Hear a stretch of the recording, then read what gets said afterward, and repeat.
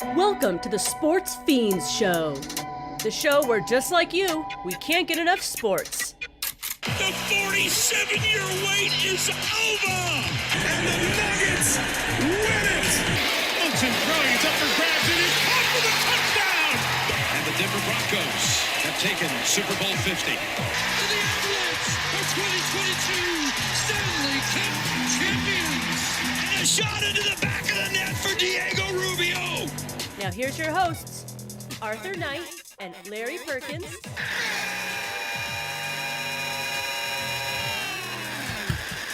Nothing Rapids. They are champions. Yo, what's good in the hood? My people. Welcome to the Sportz Phenz. We are coming to you live at 4300 West Alameda from Sohai Cafe at 4300 West Alameda. Stop on by, say what's up to Vinny, get you some Viper Pit barbecue. He's gonna have some ribs. He's got some wings going. There's some mac and cheese. Come on by. Make sure you follow him on Facebook at Sohai Cafe, and also follow him on IG at Sohai Cafe. Don't forget to follow us, Sportz Phenz, at Sportz Phenz on Facebook, and like and subscribe our channel. Alright, the Broncos just are wrapping up a game against New York right now. It's been a bit of a snoozer, I'm not going to lie to you, ladies and gentlemen. Even Marcus texted me and was like, this game is boring. But I mean, they were playing in the monsoon, it looked like, like even all the cameras were all fogged up, and you couldn't see anything. Let alone throw a football. And you would expect experience to play better, and they did. Rodgers kind of played better than, our rookie Bo Nix in the first half. And, but in the second half, as the rain has let up, the Broncos have actually moved the ball. They've had 2 scoring drives. They've, only scored 10 points, but, they've scored more than the Jets. So, we'll continue to monitor that game. There's about 2 minutes left. New York does have the ball, and hopefully they do not get into field goal range, because that'll drive me nuts. And it's going to be hard for me not to watch the game. It's over to my left here. It's going to be very hard for me to focus. I want to see the rest of this game so so we can beat the Jets. The Broncos go 2-2, get to 500. That would be awesome. So let me just do my job, though, and talk to you guys about some games this morning. Minnesota and Green Bay played today. Minnesota was mollywopping them. Looks like Green Bay kind of came back a little bit. It's 22-31 with 6 minutes and 13 seconds left in that game.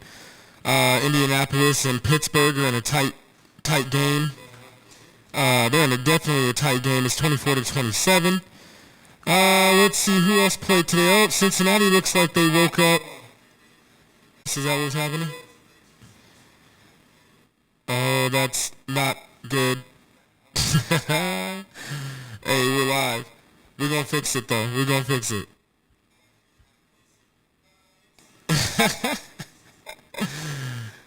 I feel like I have auto-tune.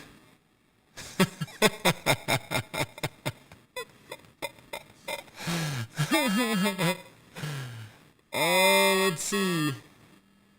Incomplete by Rodgers. All right.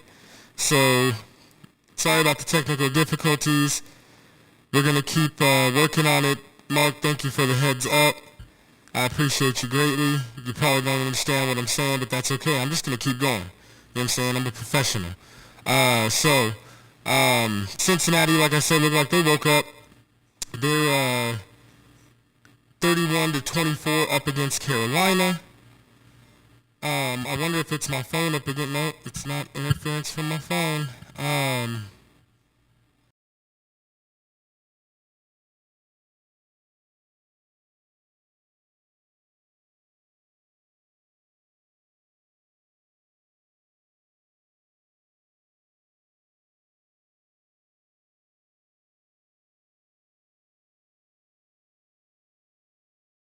As well.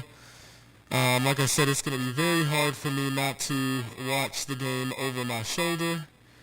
I sound fine in my cans, but obviously we are coming through with the robot voice over the air, and I apologize for that.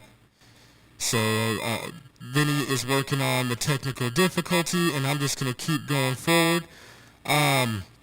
So I do want to talk a little bit about football, but I do want to talk a little bit about basketball today. You know, we got the NBA starting up this week with their preseason. And I can't wait. That's why I'm sporting my Nuggets gear today. I still love my Broncos. Don't get it twisted. You know, I'll be wearing Broncos gear next week, but just to, you know, show up and show out for my Nuggets. But I will talk about that here in a little bit, but let's talk a little bit of football here. So it looks like the NFL this season is shaping up to be a crazy one, man. You know, teams are losing to teams that they shouldn't lose to. Teams are, you know, winning that shouldn't be winning. Minnesota's the biggest shocker to me. I mean, I know they have a rejuvenated team. You know what I'm saying? They have a new quarterback, et cetera, but man,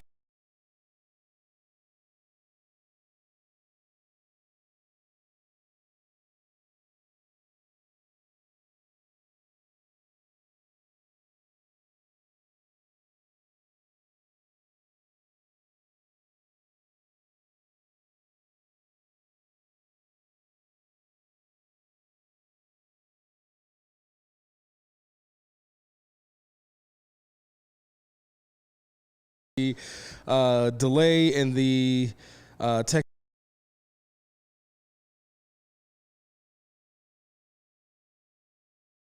Usually is Larry Perkins, but he is out today.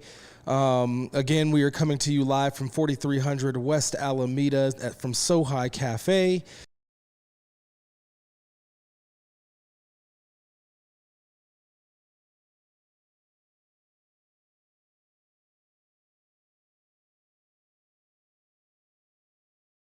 Text really quick.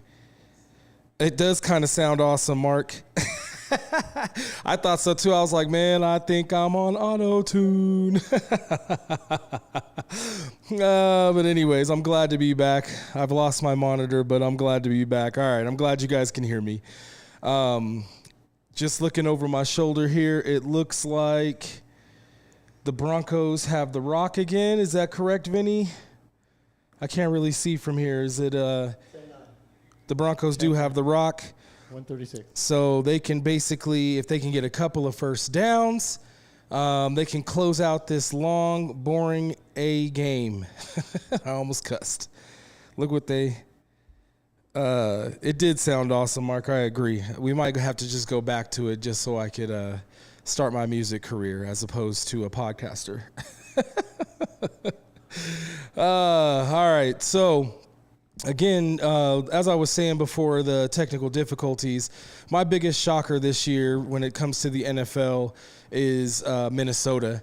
Minnesota is, they had to retool. I mean, they don't have Thielen anymore. They don't have, you know, pretty much anybody. Did they have to punt? Yeah. Damn it. 3 and out. 3 and out. Couldn't kill the clock, man. Dorks. Got to rely on the defense. Defense has been playing very, very well today, though. I can't even front. The Denver Broncos defense is, you know, as opposed to last year getting the 70 burger dropped on them. They're playing really, really well this year, and I feel like they're playing with a bit of life. They're playing with a little bit of life because they know they do have a quarterback that eventually. Once he gets it, man, he's going to be pretty good. They're going for I've watched. They're kicking a field goal. They're going for it, yeah. It's up. I think I got it. It's up, and he missed it. Missed it. Okay. Oh, no timeouts, though. Oh, my God. Why didn't you just punt the ball? You're already winning. He doesn't trust his defense. That's you know what that tells me, ladies and gentlemen? That tells me that Sean Payton does not trust his defense. And that's sad because his defense has been playing really, really well.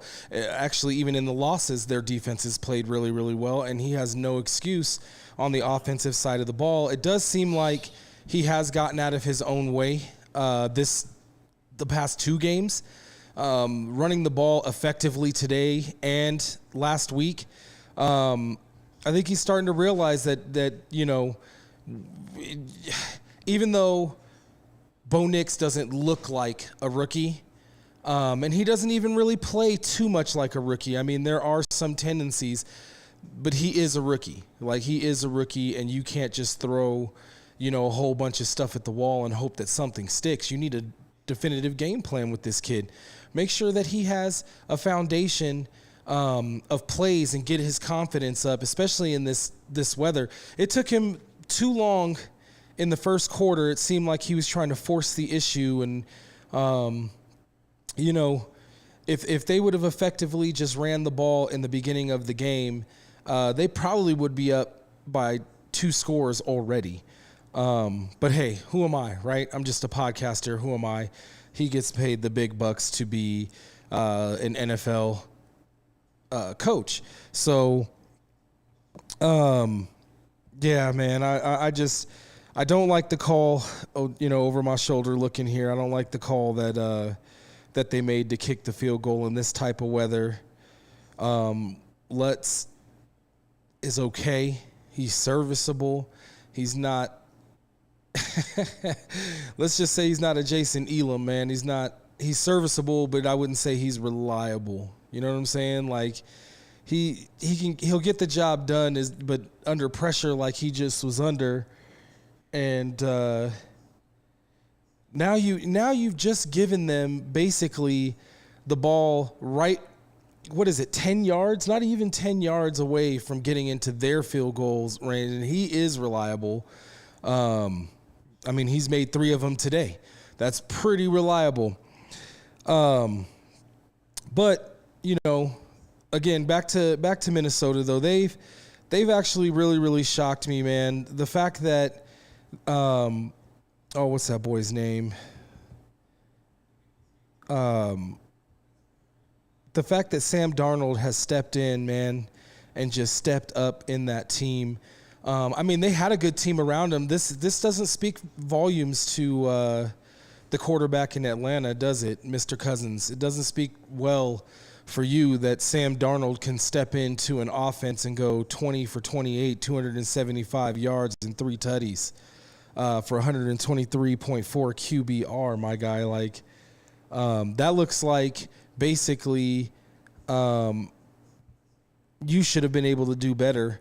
Maybe the book was in on you when you were drafted under RG3. Now, with that said, Cousins has carved out a pretty good financial career in the NFL. He has been a starter on a couple of different teams. I want his agent. That's all I want to say. I need his agent. And it looks like the New York Jets are already in field goal range. Sorry, I'm just distracted today, guys. I'm hoping that this game ends very, very soon so I can get all to the topics that I want to talk about.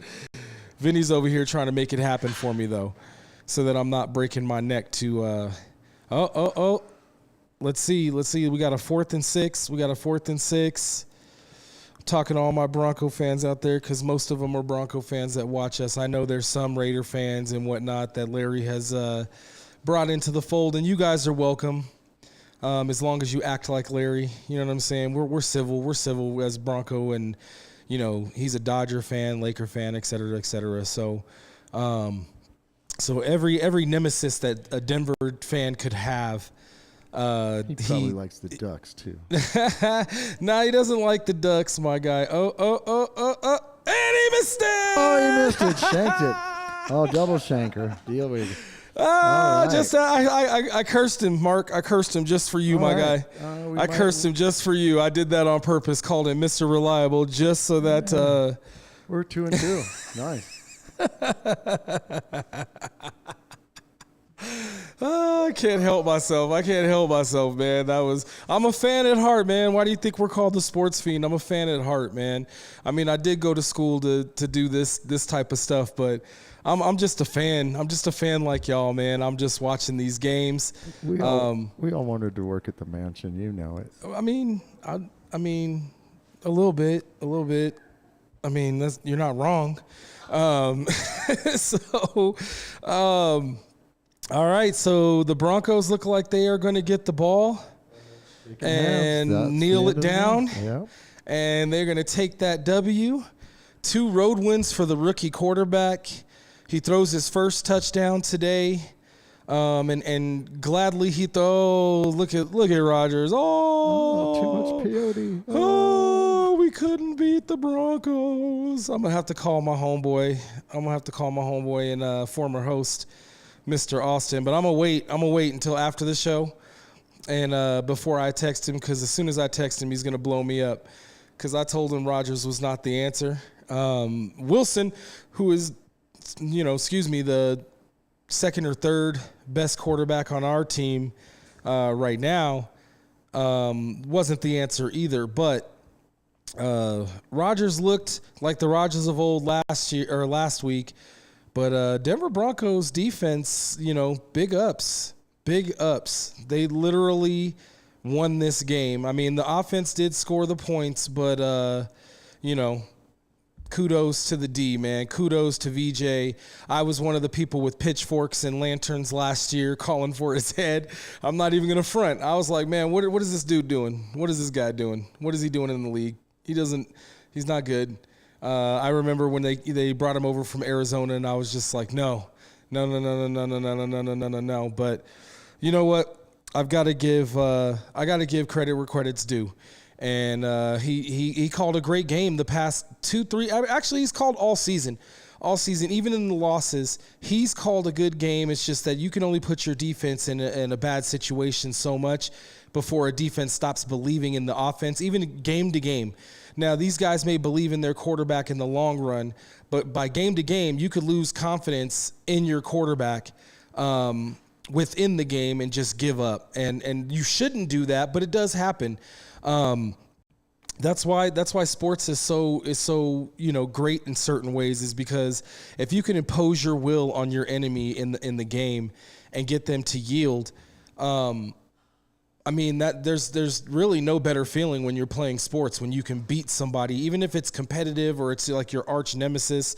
And I wouldn't say that the Jets are our arch nemesis. I know there's a little beef between Sean Payton and our previous what was his name? Can't Hackett. Like, they don't even let him call plays in New York right now. Like, he's still the offensive coordinator, but by title only.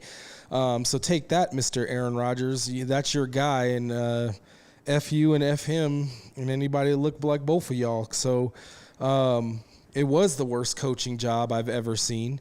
And I've been watching football my entire life, and it was terrible. He allowed players to just do whatever they wanted to do.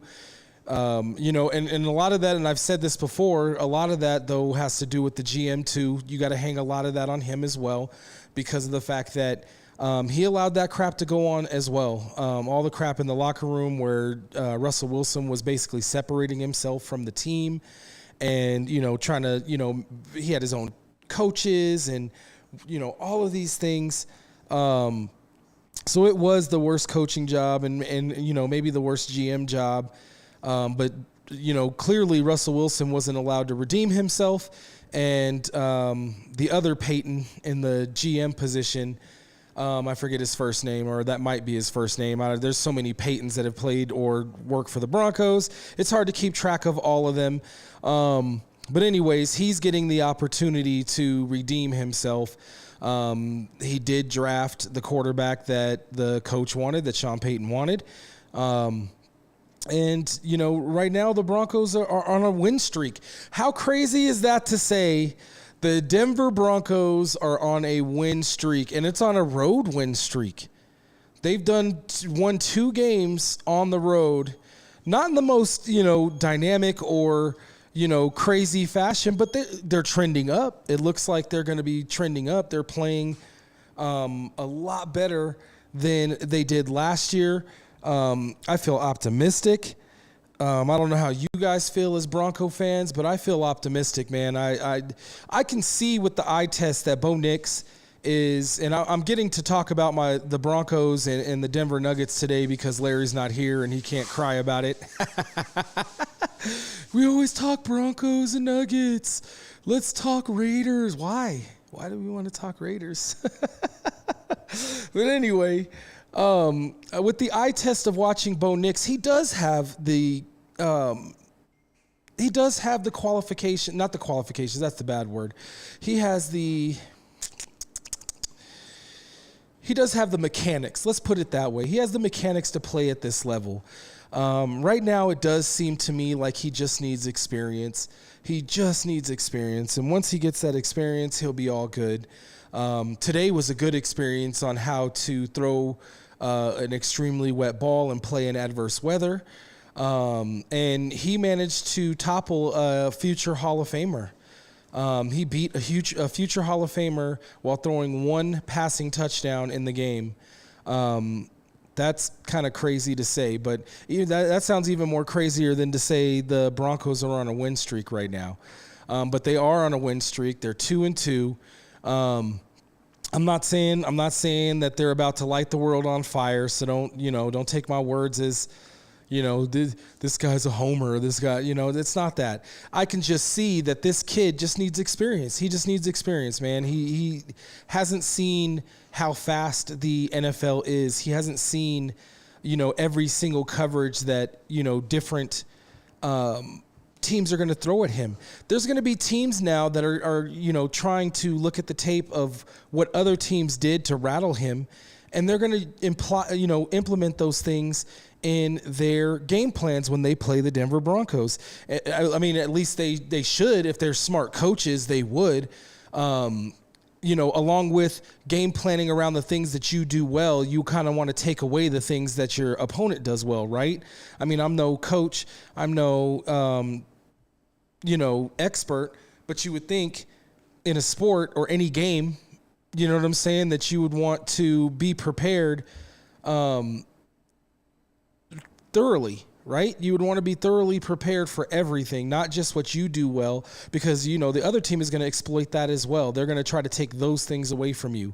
And it's the adversity that you go through play by play in the game that kind of defines the way this game is. It's kind of what makes this game beautiful, football in particular. But I think Bo Nix just is going to need some time. Are we going to probably make the playoffs? Are the Broncos going to make the playoffs this year? Most likely not. And I'm not going to be mad at that. I actually wouldn't be upset with a top 10 pick, top 5 preferably, but judging by the uptick of the way the Broncos are playing, we may not get a top 5 because we're not going to be in that bottom 3 or bottom 5 going into next season. We're probably going to be in that middle tier, hopefully lower middle tier, so that we can get a top 10, basically where we picked up Bo Nix, or maybe a little bit earlier. Maybe we can get a tight end. Maybe the Broncos, I should say. I keep saying we like I work or play for the team, but I don't. Hopefully they can get a tight end or maybe an upper echelon running back to grow with Bo Nix. You know what I'm saying? We've only got about 3 years before they are going to have to pay him, especially if he keeps trending up like the way he is right now. The Broncos are going to have to pay him. They're going to have to extend his contract or, at bare minimum, pick up his 5th year. But they're looking good with the choice that they made. At first, I was a little upset thinking that they should have maybe traded up to get a higher or a better quarterback, but now in hindsight, that's why they get paid the big bucks over there at Duff Valley, is because of the fact that they knew that they were getting a steal in this guy. He's got experience in college. He comes out of football country. I believe he's from Alabama. Don't quote me on that, but I believe he's from Alabama or something to that effect. Alabama, Georgia, somewhere in that area. and he looks like he breathes football. He's definitely composed. I don't think I've ever seen a rookie quarterback throw 4 interceptions without throwing a touchdown and still try to sling the ball so confidently as this kid does. Sometimes stupidly, sometimes, not very, I don't even know if that's a word, but sometimes not very, he doesn't make the best decision, but that's the rookie in him, right? That's the rookie in him. So if he can get past this rookie season unscathed by any injuries of any kind, I shouldn't even say stuff like that, but then next year get through his sophomore year the same. This kid is going to have some longevity. He's only going to get stronger, ladies and gentlemen. He's going to get much, much better. He's already accurate with the football. His arm strength isn't quite there. He's got the capabilities, like I said. It's not quite there. His timing isn't quite there, I should say. It's not the arm strength. That's the wrong thing to say. It is his timing coupled with his arm strength. Like, you'll see him underthrow or overthrow his receivers a lot. Sometimes his receivers do have to stretch themselves out to catch the ball, but those are all rookie things, and he'll get that stuff in control after more time and more play. I'm not sure that he probably shouldn't have sat behind a veteran. He definitely shouldn't have had to sit behind like the 2 guys that are sitting on the bench behind him right now. So I see why you might as well start him if the 2 guys that you have behind him aren't ready either, right? You don't want him understudying under guys who aren't ready either. But if he was, let's say we had it's like a Peyton Manning still here or something to that effect, you would want Bo Nix to sit behind that guy and learn the offense, learn the cadences and all of that within the offense, so that way when you actually put him out there with the Lions, he wouldn't get devoured. But you know what? Mr. Bo Nix is going to learn trial by fire, it seems like. And I ain't mad at that. Let's see how the boy comes out. That's basically how John Elway kind of went through. It was baptism by fire. It really was. The difference between the two, though, is John Elway was a, first overall. He was a top 3 prospect. Bo Nix wasn't. So, he doesn't have that John Elway arm strength. But just like he doesn't have that John Elway arm strength, John Elway didn't have his mental capabilities. So, it's going to balance itself out. Let's just be patient as Bronco fans. We just need to be patient with Bo Nix. And let's see what this kid can do. Some of this is going to be very, very painful to watch. But it's still a little more entertaining than and I know this is going to get me some backlash, but it's better than watching Tebow. Like, I can tell that this kid, Bo Nix, knows how to play quarterback in the NFL, or at least quarterback, period. When it came to that other cat, Tebow, that he was more of a running back to me, or a tight end, or, just like that kid Taysom Hill, I think is his name, out in New Orleans.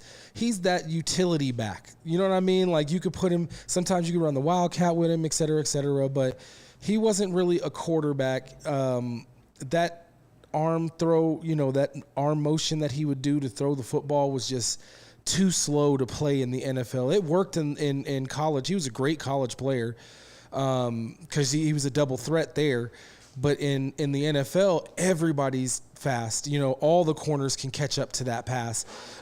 Something that Bo Nix learned in the first 2 games. That's why he threw 4 interceptions and 0 touchdowns. So but tell me if I'm wrong. You could talk to me in the chat. And I know I'm going on a long rant here, but it's just me, and I get to go on a long rant. If you want to, do a long rant on your show, then start a show. But anyway, let me know if you don't feel like I'm just going to pose this question, and this is an honest question, because the fact of the matter is that I personally have seen Bo Nix progressively get better. Now, honestly, this game is not a testament, because it kind of seems like he had to learn how to play in this type of weather. He played in Oregon, but I don't think they had to play in a monsoon-style rain game ever. And correct me if I'm wrong, but Oregon plays in a dome as well. So I'm not sure about that. Don't quote me on that. And if I'm wrong, just let me know, correct me. Don't berate me. But the fact of the matter is that this kid, to me, has in the eye test, not on the stat sheet. He has not lit up the stat sheet, but in the eye test has progressively gotten better. He's starting to get a rhythm and a camaraderie, for lack of a better term, with Cortland Sutton. Game by game, it seems like this kid, and he was targeting him. He was trying to get the ball to Sutton the entire game. It's just, he had no control. Over the course of the game, though, it seemed like he got a little more comfortable. He started to figure out a way to grip the ball, get his timing right. I mean, keep in mind, this kid is trying to get his timing of the NFL right, let alone how to get his timing right in a rainstorm with a ball that's completely wet.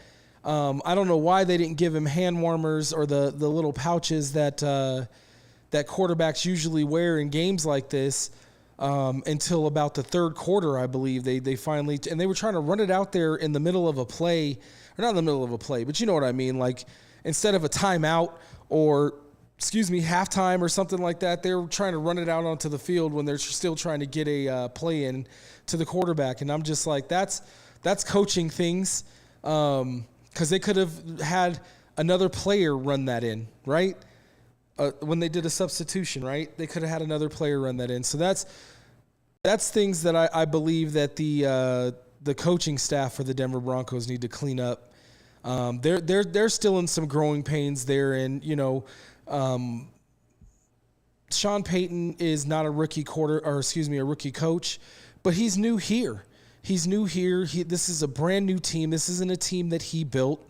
He's building, but he didn't build this team. He now has his foundation of, like, he didn't draft these running backs. He has his quarterback, and he's signed a couple of his offensive linemen that he wants.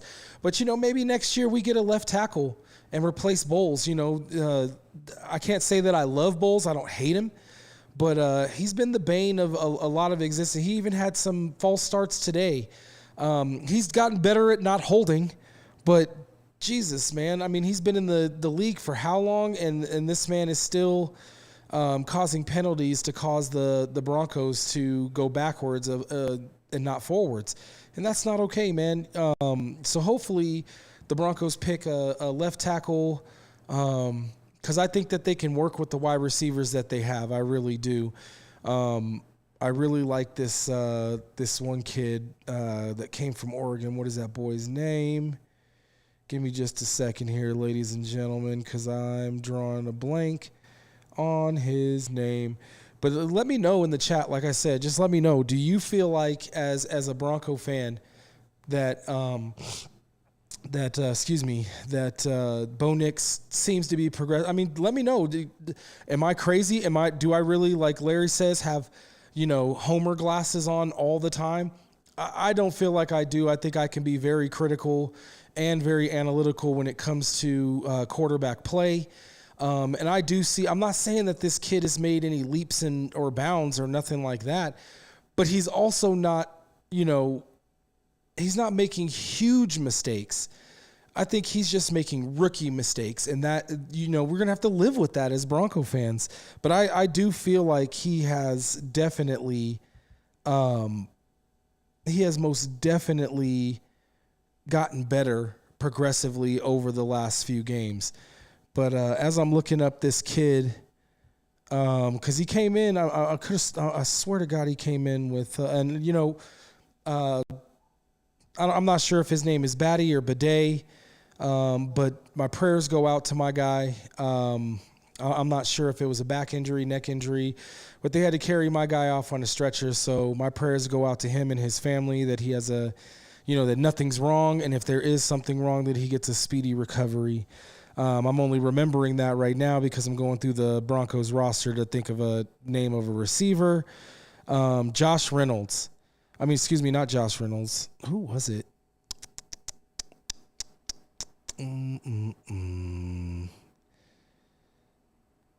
Was it Troy? Yeah, Troy Franklin and Josh Reynolds. Yeah, I know Josh Reynolds didn't get any targets today, but Troy Franklin, I believe.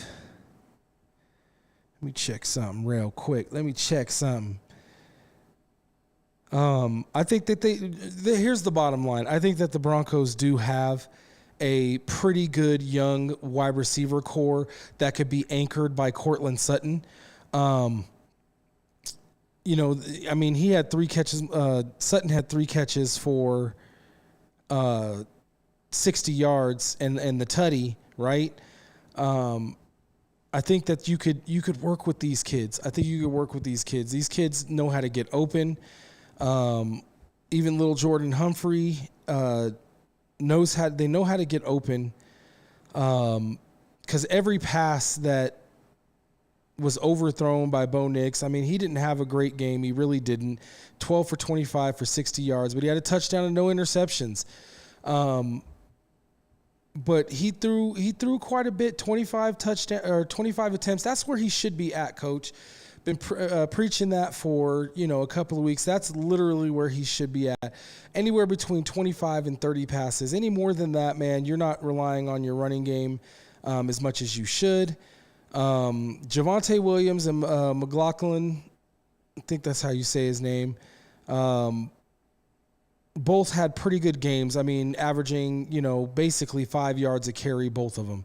And both had 2 long runs. One had a 10-yard run. The other one had, well, that's not a long run, but you know what I mean. Like, that's a long run for the Broncos because they haven't had any kind of running game at all in the past, few weeks. So the past 2 weeks, though, they've had a running game. 16 attempts for 77 yards for Williams and 9 attempts for 46 yards from McLaughlin. So, and then Bo Nix didn't have to run for his life today. So the offensive line they found something in the offensive line as well.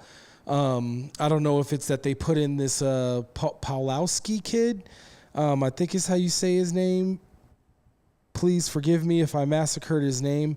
But, he's actually played surprisingly well in the absence of our starting right tackle. So, of the Broncos starting right tackle. So, let's see. Let's give Bo Nix a chance, my guys. Let's give him a chance. Let's give him, at least a season before we be like, this kid's not ready. I know the first 2 games, everybody had their pitchforks out, and I was like, no, let's be patient. Let's get it right. Because we, as Denver fans, let's just be honest, we have a tendency to run players in any sport out of town if they don't perform immediately. I mean, we were trying to I remember back in the 80s when, the late 80s, and yes, I am that old, my mom used to watch the Broncos, and she even, Bronco fans then were trying to run him out of town, and look what happened. Like, he won us a Super Bowl, 2 Super Bowls to be exact, and then brought another Super Bowl as an executive by bringing Peyton Manning to the Denver Broncos organization. So running John Elway out of town was not the best idea. Being patient and getting a running game behind him was. And let's do that. Let's be patient as fans and allow this kid to, go through his growing pains as a rookie. Yes, he is a first-round draft pick, but he is not a number 1, number 2, number 3 overall draft pick, right? So let's give him his growing pains. He seems to be trending in the right direction. He's definitely composed, and I don't think he's going to get rattled in his confidence in any way, shape, or form. He literally did just bring the Broncos back from down. I mean, it was only down 6, but, hey, man, in a game where points were at a premium and neither team could move. I mean, neither team had a first down in the first quarter. Like, neither team. Realize that? I think both teams had a net negative yardage in the first quarter. I could be wrong about that, but I'm pretty sure I'm right.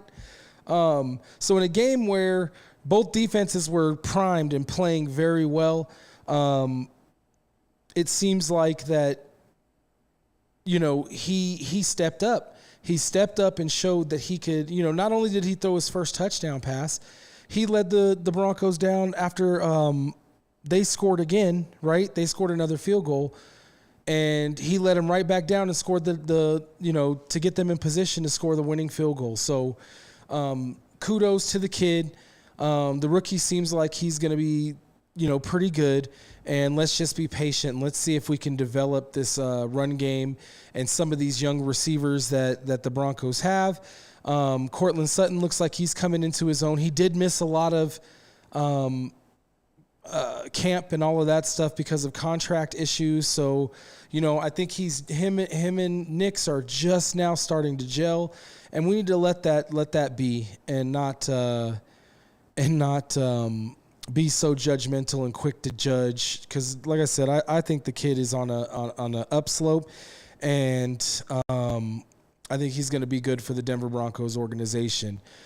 Speaking of people who are good for an organization, I was watching the post game, or excuse me, the what is that crap called? The media day for the Denver Nuggets, right? So I'm watching all of these interviews, and my bad, I meant to have a bunch of these interviews cut for you guys. But I'm pretty sure most of the people that watch this show, the reason why you watch this show is because you're sports fiends like I am. So you've probably seen those cuts, but, my bad. I next time I'll have those cuts. But bottom line is that I like the attitude coming out of the training camp right now, if that makes sense. Like, everybody seems to be locked in, focused, like, no, we're just going to play our role. But the one person that I am pleasantly surprised about, and this is probably just because, he's one of those guys where you hate him if he's not on your team, but you got to love him if he is. It's the attitude and the motivation of Westbrook. Like, I'm not going to lie to everybody. I was opposed to it at first. I did not think he would be good for the organization. A couple of friends of mine, convinced me to give it a shot. And as things have progressed, as he's gone through his offseason, he came here in his offseason to work with, teammates and play pickup games with, P-Watt and CB and all of these guys. And all of these guys have been working on their shooting over the summer. That, every team says that, every player says that, but, sometimes when you hear those things in those interviews as a fan, it's like, okay, well, everybody says that, I don't believe you. But this team, I kind of believe. The fact that they all did spend the summer here, as opposed to, the ones that didn't go play in the Olympics, all the role players stayed here in Denver, and they worked on their game so that they can lift Jokic and Jamal up and not have the whole load be on those two throughout the entire 82-game season. And that, to me, speaks volumes. The fact that all of them said, every single one of them, even down to guys that aren't going to get minutes, right? Guys that aren't going to really get minutes, like Hunter and all of those guys, because it's too deep at the 3 and 4. Like, how are you going to play in that position when you have MPJ, AG, and these new guys that they just brought in for the Denver Nuggets? I'm trying to think of one of their names. Sarcho, I think is his name. I hate massacring people's names, but it is what it is.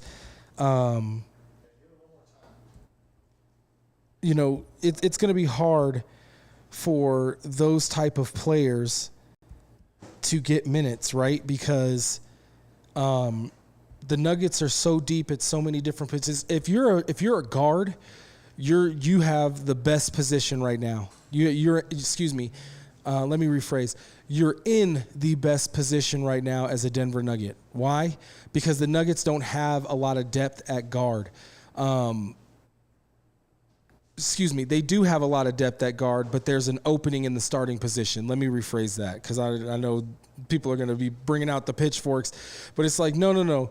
Listen, they have depth. They have a lot of players at that position, right?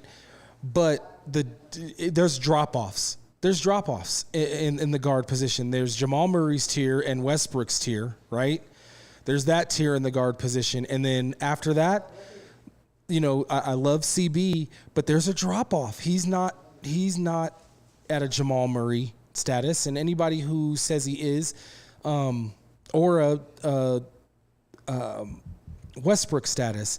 And I'm not arguing that Westbrook should be the starter, because I don't believe he should. I do believe that Westbrook should be coming off of the bench, and either CB or my guy Strother should be starting at that 2 spot. They deserve the opportunity because they did earn, and I would even lean more towards CB than Strother, because CB has earned his stripes, right? But it depends on who's going to be shooting better. You have to be shooting better around Jamal Murray and Nikola Jokic. You cannot be stale in any way, shape, or form. You can't have long lulls and dips. We've seen what that does. That creates losing streaks for the Denver Nuggets. So you have to be on the spot, and I think that Strother is a better shooter, but CB is a better defender. So it might be a 1A, 1B type situation. They might be, starter by committee. Like basically, I could see, CB starting a game, and then within the first 3 to 4 minutes, Strother's in for scoring, right? Or vice versa, depending on the team you're playing. Strother's starting for scoring, and then you bring in CB in about 3 to 4 minutes for some defense, right? I could see that 1A, 1B type deal. It's not very healthy for a team because it doesn't build too much continuity. But it really will depend on who is going to be the better defender and mixed with shooting. It's not just going to be, we have the best defender out there, because if you're replacing KCP, which they're trying to do, right? If you're trying to replace KCP, KCP was a good defender. He's a great defender, or is a great defender, but he can also shoot the 3 ball, right? He was fairly consistent with the 3 ball. He was somewhere hovering around that 35 to 41 something that percent, right? And he was dependable. When Jokic threw it out to him on the 3-point line, he's going to knock it down. When Jamal Murray, gives it to him out to the 3-point line, he's going to knock it down. They would even be able to run plays, like a quick pick and pop, his favorite jump shot right around the top of the key. That's what's going to decide which player is going to step into that role. And I think that they will decide that within the coming weeks before the start of the season. I mean, obviously they're going to make that decision, but I don't think they're going to do a 1A, 1B type situation is what I mean. I think that basically by the end of this training camp, they're going to decide on whether or not CB or Strother are going to be in that starting role and make sure, carry us into the season. And I'm leaning towards CB, like I said, but I would like to see how he's going to shoot. He said he's been working on his shooting. I can see more definition in his arm, so he's definitely been working out this summer. He's now going into his, 3rd year. So this is the year that he would make a leap and bound, and he's been playing solid. Little, not enough confidence in his shot. You definitely have to have confidence in your shot when you play in the NBA. You cannot be out there and not be confident in your shot. You will miss a lot. But here's the caveat to that, or here's the exception to that. And I'm not saying, like I said, I'm not comparing him to Jamal Murray. But if Nuggets fans remember in Jamal Murray's first couple of years, at least his first year, his rookie year, he didn't make, I believe it's like he didn't make a 3-point shot, or he didn't make I believe it is a 3-point shot in his first couple of years. Like, he couldn't shoot for nothing.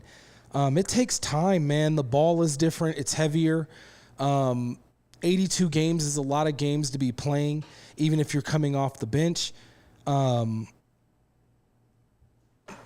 Now in his 3rd year, he's seen everything that the NBA, once you, just like in any other professional sport, once you get into your 3rd or 4th year, I don't care if it's, world football, I don't care if it's, basketball, football, baseball, once you get into like your third or fourth year of any professional sport, that's when the things start to click and the game should start slowing down for you. And if it doesn't, then you're probably not going to make it much further. That's how they decide on who's going to be a backup quarterback, etc. If you can't get the ball out and you can't slow the game down in your mind and play at a professional level, you're not going to make it. So at this point, he's in his third year. We saw some improvement in his shot last year in his sophomore season. So I would only expect to see more, especially if they give him some more minutes. And if they do crown him as the starter, I mean, he does have to watch out for Strother though, man. Strother did play really good in the summer league. We'll see how well Strother actually plays, coming in this preseason, and we'll see who coach decides is going to be the starting two. But I am excited about, at this point now, I'm excited about Russell Westbrook being here. I like the attitude that he's coming with, and I hope it's just not lip service, because in his interview, he did say something to the effect of he's coming in to play his role. He's not coming in to do anything other than play his role and help this team win a championship. This is, honestly, if you ask me, this is his last, Custard's last stand for him. You know what I mean? Like, he's not going to get too many more chances at playing on a championship team. He may get plenty of contracts playing on an NBA roster, but this is his real chance to be a mentor and to come off the bench and show his leadership qualities and capabilities that I keep hearing everybody say he has, but I've never seen, because he's never played for the Nuggets before. Everything I've ever known about Westbrook is he's an a-hole, on the court. And there's nothing wrong with that. You have to have a mild attitude, but just to see him say that, like, look, I'm here to play a role. I'm here to do whatever the Denver Nuggets need me to do. And I'm paraphrasing, of course. I'm here to do whatever the Denver Nuggets need me to do, whatever role that is to help this team win a championship. I think he knows that this is his last hurrah. This is his last chance to actually make a championship run, man. And if this is his last year and this is his last hope, I'm hoping that his spark off the bench and his drive, because all they need really, I feel the reason why the Denver Nuggets brought Russell Westbrook in is because the bench doesn't know how to score without Nikola Jokic or Jamal Murray in the game. And the Denver Nuggets have to figure out how to, add some more tread onto the tires of Nikola Jokic and Jamal Murray, and especially Jamal Murray, because it looks like the tires were wearing pretty thin last year once we got to the playoffs, and both players played internationally this year in the Olympics. So the Denver Nuggets are definitively going to have to give a lot of rest to Nikola Jokic and Jamal Murray, and they are going to have to rely on Aaron Gordon and Michael Porter Jr. in the beginning of the season, along with Russell Westbrook coming off the bench for scoring, so that the Jamal Murray and Nikola Jokic don't have to play those extended minutes that they used to have to play. They can come in, dominate in the first few minutes, sit down for about 6 minutes, and then come back in and not have to, and play together. They could play that two-man, because, man, when that two-man game is going between Nikola Jokic and Jamal Murray, there is not a team that can stop this team. Like, period, in the NBA. There's not one team that can stop their pick and roll, their pick and pop, or their pick and pass. There is nobody. And then when you have, Aaron Gordon in that dunking spot or that dunking position, when you run the two-man game you can run the two-man game with Jokic with anybody on this floor. And I'm actually eager to see if how Russell Westbrook plays with Nikola Jokic, to be honest with you. I don't think he's ever played with a player with the likes of Nikola Jokic, especially when you have two guys that do triple-doubles all the time in their sleep. But they are going to have to depend on MPJ, Aaron Gordon, CB, P. Watt, and all of these other players. And Dario Saric is who I was thinking of earlier. They're going to have to rely on all of these players to carry the load in the first half of the season. to gain chemistry so that when it comes to the second half of the season, Nikola Jokic and Jamal Murray aren't out of gas when it comes to the playoffs, right? And if they could do that and still maintain a top 3 position where they have home court advantage at first, the Nuggets are going to be just fine.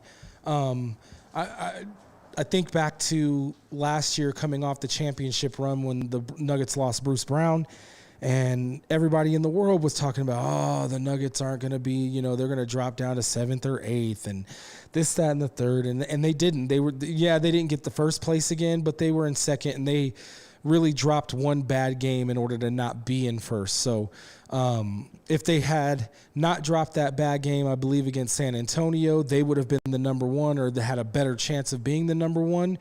And then everything would have been different. But that didn't happen. What did happen is they got the number 2 spot. So they lost 2 players in Jeff Green and Bruce Brown, and they only dropped 1 spot in the standings.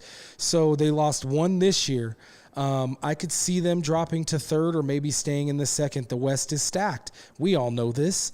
The West is stacked. So, but I could see them still staying in that top 3, somewhere in the 1, 2, 3 spot, and maintaining their dominance over the West, to be quite honest, because this Denver Nuggets team has dominated the West. As tough as this West has been, they have been the number 1 and number 2 seed in the past 2 years. So if you can't tell me that this team hasn't dominated the West, which everybody seems to think is like stacked and the Bruisers, and they've been number 1 and number 2 with the MVP, right, of the league. These guys are basically manhandling the West, and hopefully that translates to at least another ring. But I'm hoping that we get another 2. And there's another thing is Vlatko Kankar, he's coming back. So it's like, Hunter Tyson, unfortunately, is going to be the odd man out this year. But, if he keeps playing, him and Jalen Pickett, that's the one thing. I like Jalen Pickett. I like his game. He does have a little bit of experience, but he's not it. He's not it right now, and that's the number 1 reason why I'm glad Russell Westbrook is here, because there was nobody. Even when the Nuggets had Reggie Jackson, that wasn't really a good backup to Jamal Murray. Like, he just played hero ball, which Westbrook could play, but Reggie Jackson, I don't think, has gotten a triple-double in his career. So Westbrook does like to play hero ball, but most likely he is going to play that facilitator on the second unit. He's going to play that Jokic role on the second unit, which he's more than capable of doing. We don't need him to really score. We need him to get the scoring going, get these kids confident coming off of the bench. Because most definitely, this guy is a triple-double machine, very similar to Jokic. I mean, their games are not even close to comparable. It's just that they both are able to execute their style of play and still maintain a triple-double, basically an average of a triple-double. So I'm looking forward to this season. I'm even going to watch preseason games. I'm still going to set up a GoFundMe.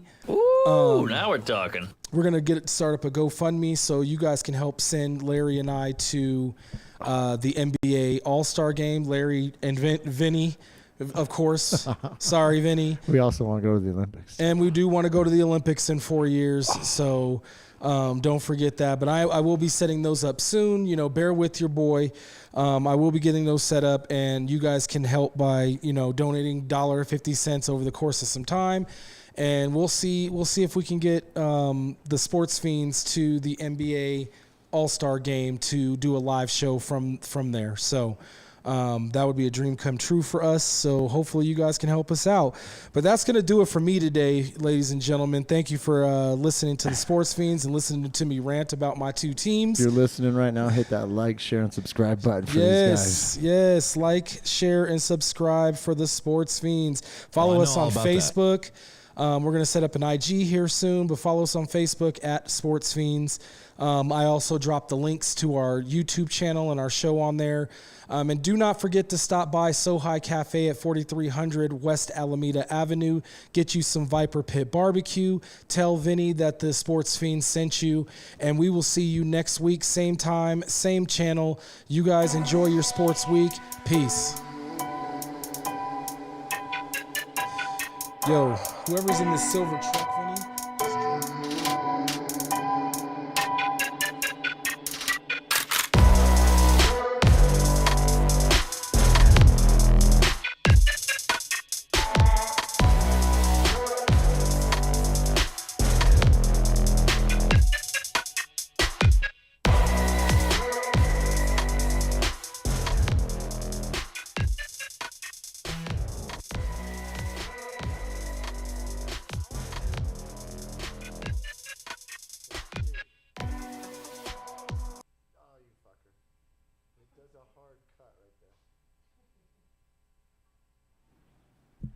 All right.